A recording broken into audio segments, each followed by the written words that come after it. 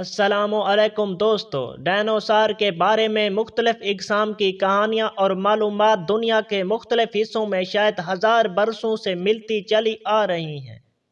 آج ہم آپ کو ڈائنوسار کے بارے میں بتاتے ہیں۔ ڈائنوسار دراصل قبل از تاریخ ناپید ہو چکے ہیں، جنہیں انگریزی میں ڈائنوسار کہا جاتا ہے۔ یہ بہت صدیوں پہلے اس دنیا سے ختم ہو چکے ہیں۔ اب اس دنیا پر اس کے ڈھانچے عجائب گھروں میں موجود ہیں۔ ڈائنوسار جانوروں کے زمانے کی ابتدا 20 تا 23 کروڑ سال قبل ہو کر 6 کروڑ 50 لاکھ سال قبل ختم ہو چکی ہے۔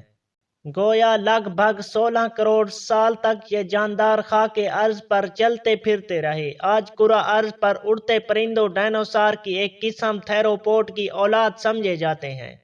ناظرین گرامی، اس سے پہلے ہم آپ کو ان کے بارے میں مزید بتائیں، میرے چینل کو سبسکرائب کر دیں تاکہ ایسی انفارمیشن ویڈیو آپ تک پہنچتی رہیں۔ ڈائنوسار کی تباہی کی سب سے بڑی وجہ زمین سے ٹکرانے والا شہاب ثاقب تھا۔ اگر یہ جانور زمین پر اب بھی موجود ہوتے تو یہ زمین پر تباہی مچا دیتے۔ زمین سے 6 کروڑ 60 لاکھ سال قبل ٹکرانے والا شہاب ثاقب اس قدر تباہ کن تھا کہ ڈائنوسار سمیت زمین کی 75% انواع کا خاتمہ کر دینے والا یہ خلائی پتھر ایک نئی تحقیق کے مطابق جس جگہ زمین سے ٹکرایا، تباہی پھیلانے کے لیے اس سے زیادہ خطرناک جگہ کوئی نہیں ہو سکتی تھی، اور اس کے علاوہ اس کا زمین سے ٹکرانے کا زاویہ بھی اس سے ہلاکت خیز تھا۔ ڈائنوسارز کے علاوہ بہت سے جاندار اس میں تباہ ہو گئے تھے، جن میں چھوٹے اور بڑے بھی موجود ہیں۔ تاہم ڈائنوسار کے ڈھانچے اب بھی موجود ہیں۔ سائنسدانوں نے ایک ایسے ڈائنوسار ایمبریو کی دریافت کا اعلان کیا ہے جو بالکل کسی مرغی کے چوزے کی طرح انڈے سے نکلنے کو تیار تھا۔ یہ ایمبریو جنوبی چین کے شہر گینزو میں دریافت ہوا اور محققین کا اندازہ ہے کہ 6 کروڑ 60 لاکھ سال قدیم ہے۔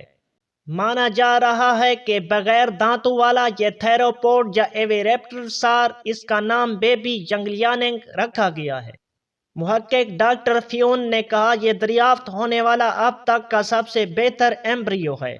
محققین کے مطابق یہ ایمبریو ایویریپٹرسارز کا ہے، جو پروں والے ڈائنوسارز کی ایک قسم تھے۔ ایویریپٹرسارز گروہ سے تعلق رکھنے والے ڈائنوسارز کی چونچ کی ساخت اور خوراک الگ الگ طرح کی ہوا کرتی۔ ماہرین کا خیال ہے کہ اگر بیبی ینگلیانگ پرورش پا جاتا تو 2 سے 3 میٹر لمبا ہوتا اور ممکنہ طور پر پودے کھاتا۔ یہ جانور اندازاً 7 کروڑ 20 لاکھ سال سے 6 لاکھ سال کے درمیان رہا کرتا تھا، اور اچانک گرنے والی مٹی کے تودے نے اسے ہمیشہ کے لیے محفوظ کر دیا۔ بیبی ینگلیانگ سر سے لے کر دم تک 10.6 انچ لمبا ہے اور 6.7 انچ لمبے انڈے کے اندر موجود ہے۔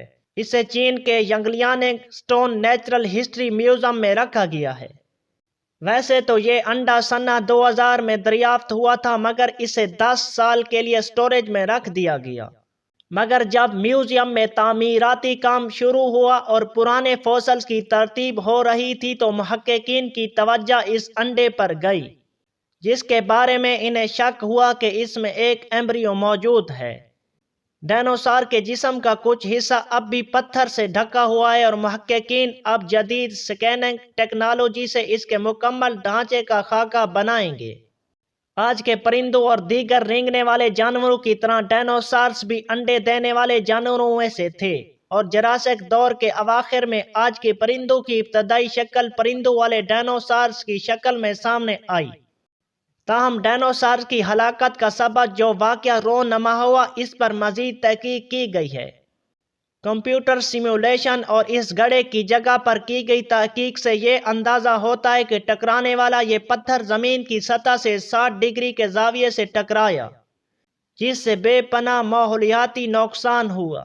امپیریکل کالج لندن کے پروفیسر گیرتھ کولنز بتاتے ہیں، 45 سے 60 ڈگری کے زاویے پر ٹکراؤ چٹانوں کو بخارات میں تبدیل کرنے اور ملبے کو فضا میں اچھالنے میں بہت مؤثر ہوتا ہے۔ اگر ٹکراؤ اس سے کم یا اس سے زیادہ زاویے پر ہو تو جتنا مادہ فضا میں پہنچے گا وہ اس قدر موسمیاتی تبدیلی کا سبب نہیں بنے گا۔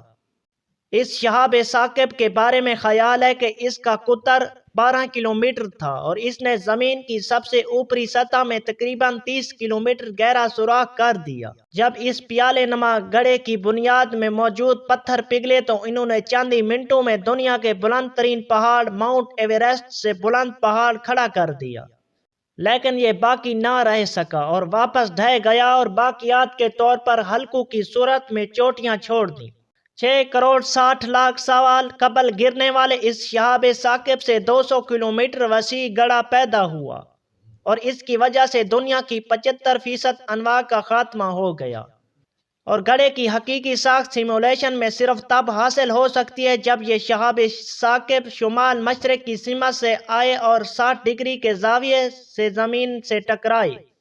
سائنسدانوں کا خیال ہے کہ 6 کروڑ 60 لاکھ سال قبل ایک 12 کلومیٹر چوڑا پتھر زمین سے ٹکرایا تھا۔ اس سے پیدا ہونے والا گڑھا تقریباً 200 کلومیٹر وسیع ہے اور اس کا بڑا حصہ زیر آب ہے۔